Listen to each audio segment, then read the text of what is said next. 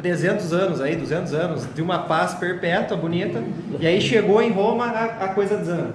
Então ele tem uma oposição. O trabalho que eu aqui trago é, de certa forma, uma extensão de algumas pesquisas que eu vim desenvolvendo ao longo dos últimos anos, da minha dissertação de mestrado, e que agora é o cerne da minha pesquisa de doutorado. Então, certamente ela está aberta, até porque é uma tese bastante ousada, falar dessa ideia de uma inatividade divina, né? Sobretudo pensando que Epicuro está um pouco depois de Platão, que a gente tem uma construção mais forte no Timeu, na cosmologia, né? Então, vou tentar me guiar pelo texto, para não deixar algumas coisas muito abertas, mas eu pensei o texto de uma maneira que ficasse talvez mais palpável e não tão maçante. Então, eu vou fazer a leitura. Então, o objetivo do presente estudo consiste em investigar a tese de Epicuro, segundo a qual os deuses são completamente inativos no que diz respeito aos assuntos humanos, razão pela qual não é preciso temê-los, tampouco esperar alguma benfeitoria proveniente deles. A nossa relação com o divino sempre dá dessa maneira: ou nós tememos, ou nós esperamos alguma coisa. Se nós tememos, nós oferecemos alguma coisa. Se nós temos uma boa conduta, nós esperamos alguma benfeitoria deles. E isso o cristianismo usou de uma maneira muito profunda, né? O cristianismo é isso. Então, a primeira máxima do Tetrafármaco enuncia a tese epicurista. Tetrafármaco, não sei se todo mundo conhece, mas consiste em 4 máximas, as primeiras 4 máximas capitais do Epicuro, que ele diz que não é preciso temer os deuses, a morte nada é para nós, é possível ser feliz, é possível evitar a dor. Então, na primeira máxima, o Epicuro já enuncia essa tese que vos apresento. E aí cita Epicuro: o ser bem-aventurado e eterno não tem perturbações, nem perturba outro ser. Por isso é imune a movimentos de ira ou de gratidão, pois todo movimento desse tipo implica fraqueza. Então a gente já tem uma tese forte aí. Então Epicuro se refere à figura dos deuses ao empregar o adjetivo bem-aventurado, uma vez que os deuses não carecem de nada e nem de ninguém para desfrutarem do mais puro sentimento de felicidade. A condição divina é de perfeita serenidade, de modo que qualquer participação em assuntos mundanos torná-los-ia imperfeito, como aponta o abade dominicano Festugier, que é um estudioso da obra epicurista, ao ponderar que crer que os deuses possam se ocupar com os assuntos do nosso mundo é, dentro do ponto de vista de Epicuro, uma forma de diminuí-los. A própria natureza dos deuses impossibilita tal contato, como observa o epicurista romano Tito Lucrécio Caro, ou Lucrécio, como vulgarmente ficou conhecido, em seu poema De Rara Natura. Efetivamente, e aí eu cito Lucrécio, é sutil a natureza dos deuses e muito afastada dos nossos sentidos, até difícil de perceber com o espírito. Ora, como foge ao contato e ao toque das mãos, também não pode tocar nada daquilo que para nós é tátil. De fato, aquilo que em si próprio não pode ser tocado, também não pode tocar. Eu cito Lucrécio no De Rara Natura. Considerando que para o epicurismo os deuses também são compostos atômicos, e aí é uma inovação talvez, faz-se necessário esclarecer que seus átomos possuem outro aspecto, como bem pontuou Lucrécio. Há, segundo essa ideia, uma diferenciação entre átomos de compostos perfeitos e imperfeitos. Então, os perfeitos dos deuses e os imperfeitos dos compostos humanos, que somos nós e tudo que existe nesse mundo, no cosmos. Uma vez que compostos de naturezas diferentes não podem interagir. Então, a natureza apenas nos legou uma antecipação, uma prolepsis, a respeito deles, a qual é acessada somente pelo intelecto. E em relação ao termo de prolepsis, é interessante fazer uma menção, apesar de não ser objeto de estudo aqui, que ele comparece apenas uma vez nos escritos de Epicuro, só na carta Meneceu. Uma única vez, dos escritos remanescentes, né? Quem desenvolve mais isso é o Cícero. Então ele nos fornece alguns testemunhos a respeito do significado desse conceito, ainda que cria alguns mal-entendidos ao sugerir que as prolepses são como que ideias inatas. Mas aí, como não é objeto, é só fazer essa menção, que o único conhecimento, a única forma de acessar os deuses para a filosofia epicurista é através dessas prolepses, dessas antecipações na nossa mente, que a natureza em algum momento nos legou. Mas isso é um tema que, por estar ausente dos escritos de Epicuro, Lucrécio também não entra muito, é muito difícil precisar. Então, a razão de Epicuro ter formulado a questão nesses termos é bastante simples. Ele quis libertar a mente humana da ignorância e da hipocrisia geradas pela religião, a qual fazia com que os homens atribuíssem a todos os fenômenos inexplicáveis pelo viés das ciências da natureza uma causa divina. Plutarco escreveu que para o supersticioso, e isso está no Sobre a Superstição, toda enfermidade do corpo, perda de riquezas, morte de filhos, desgraças e fracassos nos assuntos públicos querem dizer golpes da divindade e ataques de um espírito.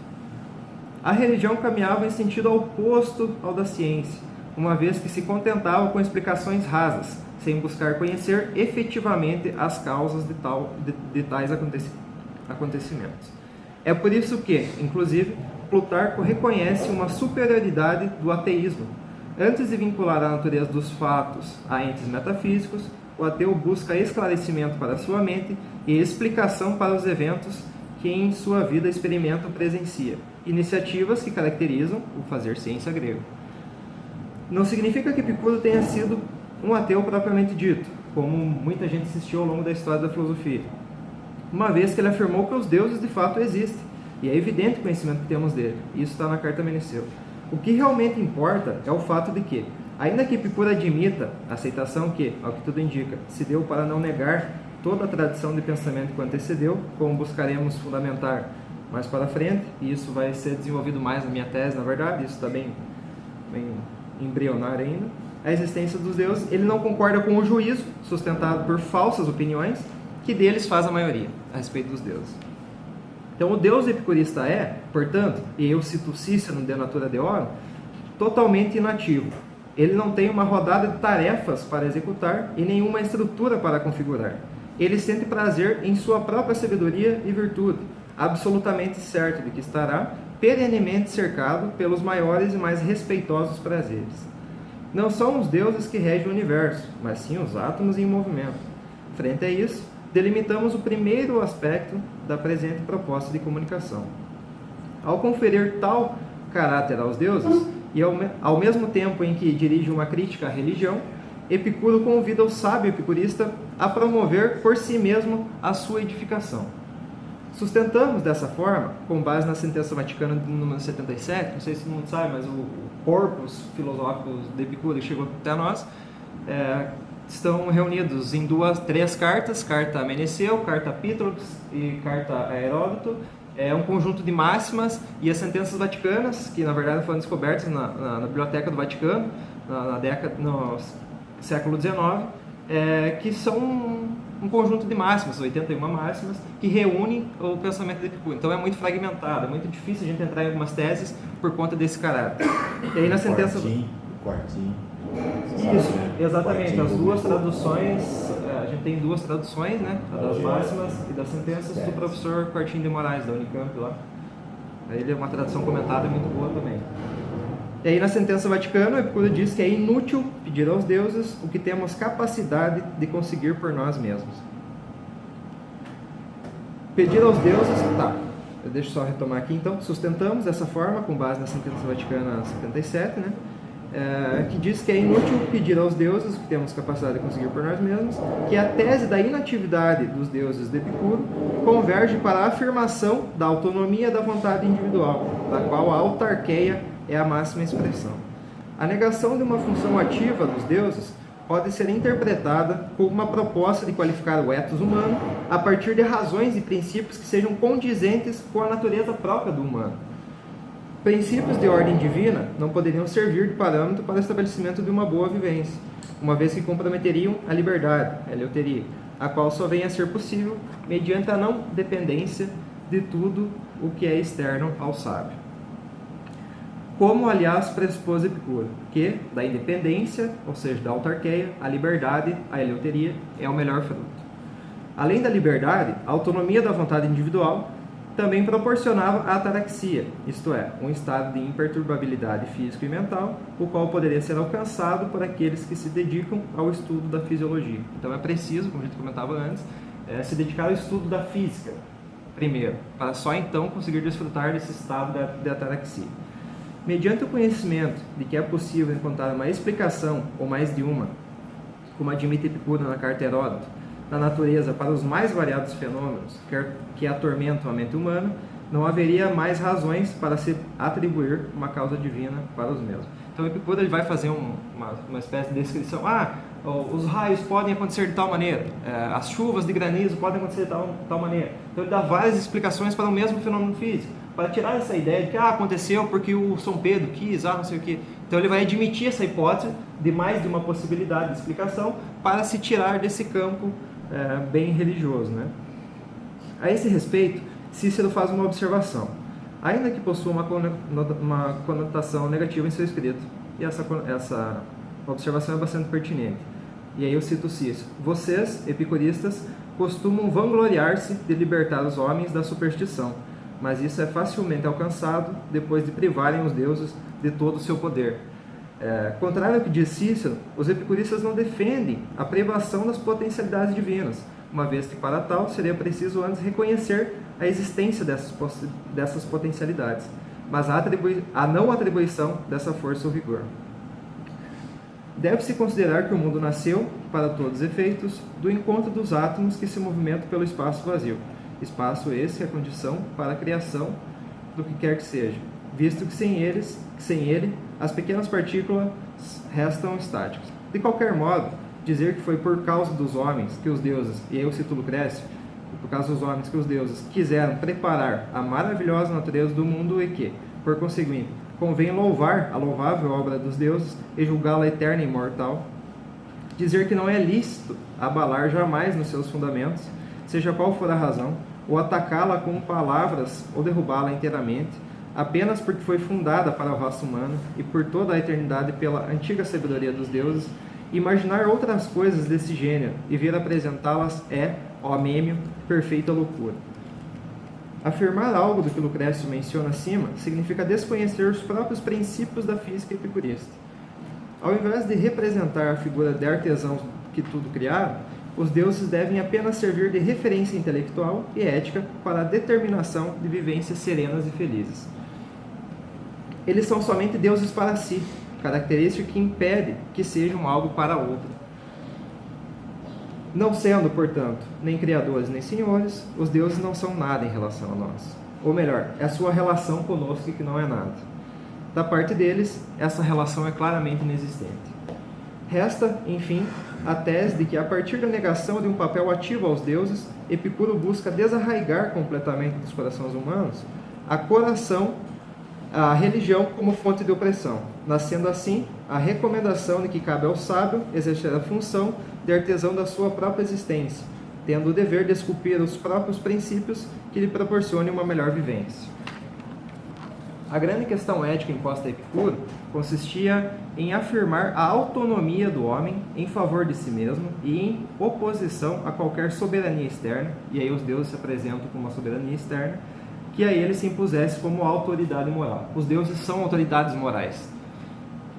A tese da inatividade pode ser compreendida, enfim, como uma crítica à religião se aproximarmos à filosofia epicurista do pensamento de Demócrito, o qual seguiu algumas teses atomistas, como todos nós sabemos. Não, é claro, sem propor algumas mudanças, como, por exemplo, a noção de desvio espontâneo dos átomos, chamado pelos latinos de clínome e pelos gregos de parênclises. Epicuro introduz a noção de desvio espontâneo nos movimentos que os átomos realizam para justificar a ideia de criação dos compostos atômicos. Demócrito apenas teria considerado o movimento de queda, o qual, segundo Epicuro, não poderia dar origem a nada. Lucrécio explica a teoria do clíname dizendo que, se não pudessem desviar-se, todos eles, como gotas de chuva, cairiam pelo profundo espaço, sempre de cima para baixo, e não haveria para os elementos nenhuma possibilidade de colisão ou de choque. Se assim fosse, jamais a natureza teria criado coisa alguma. Também Diógenes de Anoanda, um outro epicurista, que a gente começou a conhecer a obra dele recentemente, quando descobertos na cidade de Anoanda, atual Turquia, ele mandou gravar em 100 metros de muro as maiores máximas do epicurismo de seu período, nos oferece uma boa definição da mudança proposta por Epicuro. Não sabes tu, quem quer que seja, que existe nos átomos um movimento livre, que Demócrito não descobriu, mas que Epicuro trouxe à luz, que consiste em seu desvio. Então, a ideia da teoria do clínome. São, na verdade, 3 movimentos que os átomos realizam para o epicurismo, né? O movimento, de certa forma, de queda também, né? Porque ele sempre cai. O movimento de repulsão, então há o choque, mas também há a possibilidade de separação. E o movimento de desvio, que é o desvio por completo, sem a colisão. Então, mas isso está na física. Cícero comenta no De Natura Deorum que Demócrito errou ao afirmar que não há absolutamente nada que perdure, porque nada mantém sua própria condição para sempre. se desfazendo de Deus tão completamente a ponto de não deixar nenhuma crença possível nele. E isso o Epicuro se vale. E é neste ponto que supomos haver uma convergência de Epicuro e Demócrito. Partindo do princípio de que os deuses são compostos da mesma matéria que os humanos, ainda que seus átomos sejam mais leves, como assinou o Lucrécio, eles terão de obedecer ao princípio da física que postula que todos os aglomerados de átomos irão se decompor algum dia, o que impossibilita a atribuição de uma natureza imortal ou eterna ao que é divino. A ideia de finitude dos corpos dos compostos atômicos é, portanto, e ao mesmo tempo, um ataque ao credo supersticioso e um fundamento do ethos reformado apresentado por Epicuro. Dois são, portanto, os pontos de partida que nos olhamos para investigar a crítica que Epicuro e os epicuristas, pensando no Lucrécio, pensando no Diógenes de Loanda, dirigiram à religião. O primeiro delimita-se a partir da teoria da inatividade divina. O segundo versa sobre a impossibilidade de um encontro entre o humano e o divino, tendo em vista a teoria da finitude dos corpos compostos. Há, no entanto, um terceiro ponto que precisa ser estudado com mais atenção. E aí eu só aponto ele, porque ainda não tenho muita propriedade nesse assunto. Cícero comenta, no De Natura Deorum, que o filósofo Posidônio afirma que Epicuro, Posidônio está na transição do século II para o século I a.C., afirma que Epicuro não acredita em nenhum deus, e que as declarações que ele fez, afirmando os deuses imortais, foram feitas para evitar o ópio popular. A acusação feita por Posidônio é bastante séria, uma vez que coloca em questão a afirmação feita por Epicuro na Carta Meneceu, que eu já citei anteriormente, a existência dela, e agora eu trago para o texto. Os deuses de fato existem, e é evidente o conhecimento que temos dele. No entanto, ela apresenta-se como viável se levarmos em consideração que qualquer problema que pudesse resultar numa perseguição popular inviabilizaria a edificação do projeto filosófico epicurista, o qual, aliás, desde Colófon a Lampsaco, passando por Mitilene até chegar em Atenas, sofreu grande resistência. Então, é isso. São bastante reflexões que eu trago, bastante reflexões, e eu acho que fico por aí. Obrigado pela atenção.